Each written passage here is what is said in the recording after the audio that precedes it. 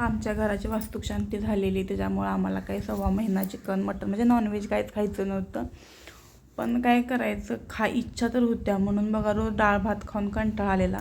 म्हणून म्हणलं आज जरा मस्तपैकी खारं वांगं करावं. आणि आता करतोय तर म्हणून तुझ्यासोबत शेअर पण करावं.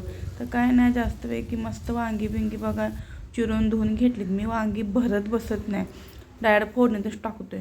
मग कढई ठेवून बघा त्यात जिरं टाकलं. जिरं, खोबरं, लसूण, कोथिंबीर व मिरची ह्याचा बघा मसाला केलेला मस्तपैकी टाकला. त्याच्यामध्ये हळद टाकून चांगलं मस्तपैकी मसाल्याला तेल सुटेपर्यंत परतायचं. पण कसं होते, आपण ह्यात लाल तिखट टाकणं, त्यामुळे जास्त असं तेल ह्याला काही सुटत नाही. म्हणून बघा थोडंसं पाणी टाकून मस्तपैकी परतून घ्यायचं. व बघा ही मस्तपैकी ताजी वांगी होती, मी मस्तपैकी चिरून धुवून घेतलेली. ती वांगी आज मी टाकली. ती वांगी टाकल्यानंतर परतून घ्यायचं चांगलं त्याला मसाला लागेपर्यंत. का तर किती पण आपण आज जरी मसाला भरला तरी शेवटी तो बाहेर येतोच. म्हणून मी जास्त करून मसाला असं भरत बसत नाही, लागलेच फोडणीच टाकते.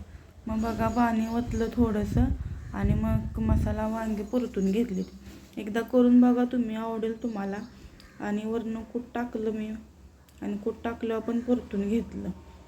मग वांगी माझी जर आवडली असतील तर मस्तपैकी लाईक करा, कमेंट करा आणि फॉलो करायला विसरू नका. आणि जर तुम्हाला जास्त पाणी आवडत असेल तर तुम्ही जास्त पाणी टाका. पण आमचं कसं, मला जरा पातळच आवडतं म्हणून मी बघा जरासं थोडं जास्तच पाणी टाकलेलं असते.